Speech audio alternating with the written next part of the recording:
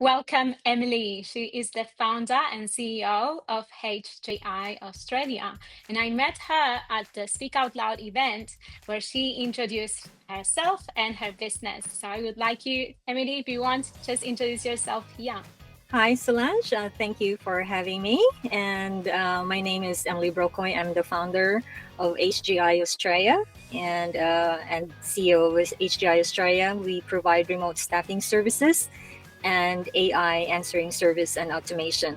And can you please share a little bit about what you talked during your pitch at the event? Yeah, so at the event, it was, by the way, thank you very much for having us and facilitating that event. It was really a great event for women or like-minded women who want to just create a network of business owners that can help each other, because as they say, we cannot be on our own. We need help from other people or other business owners as well that can help us grow and thrive. So yeah, thank you.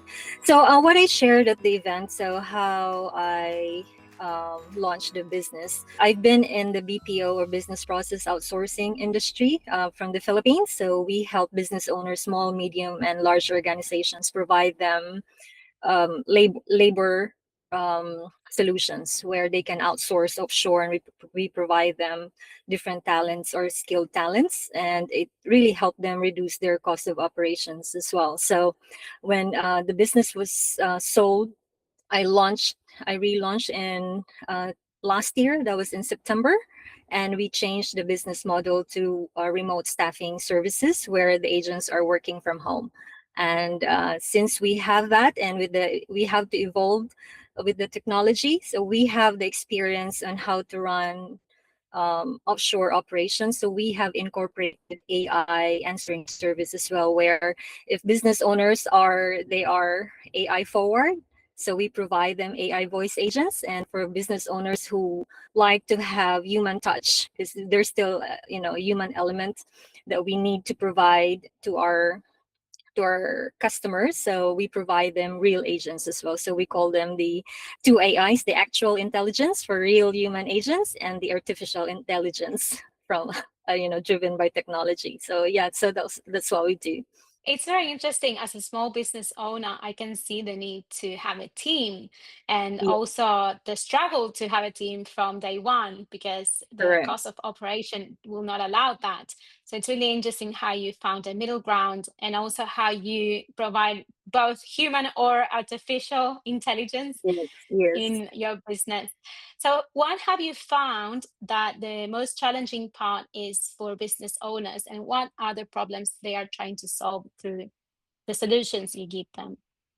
Yeah, that's really a good question. So that's the reason why we wanted to have this business, because I myself as an entrepreneur, so I have a real experience of the chat of it, different challenges running a business on your own. It's good at first because you have to know every element of the business, like finance. You're the greatest salesperson of the business. You are the marketer of the business. You are everything. But you come to a point that you cannot do it on your own. You need help.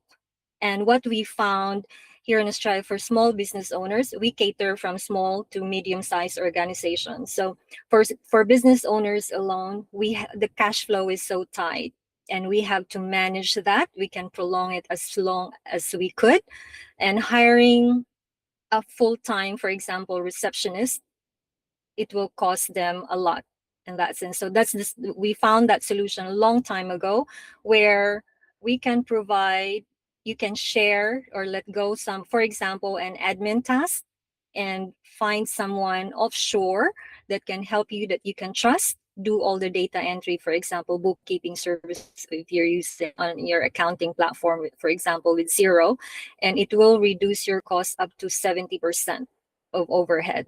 So that is just an example.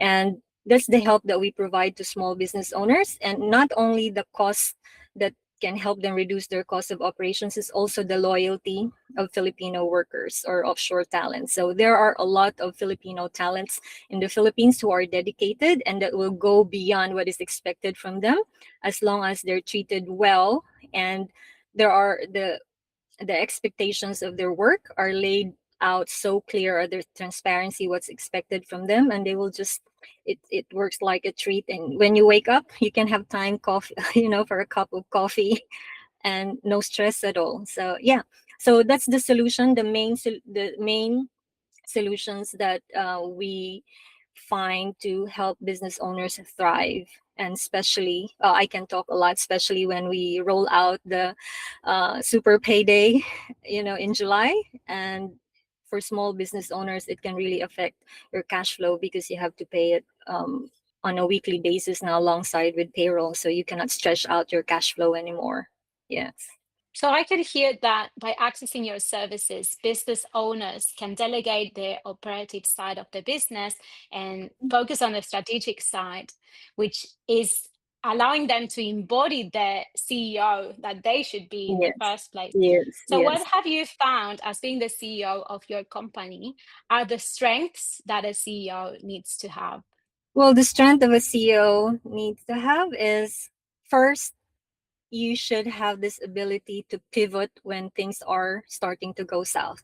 You need to have that ability to make a decision that it's time for me to let go of something and find help from other agency, so you can focus on the core of your business, really like growing your business. Basically, that's the reason why we wanted to have, we became an entrepreneur to grow the business. So a strength is really to make that decision that you cannot be on your own and you need help from other people. And it's actually, it's good.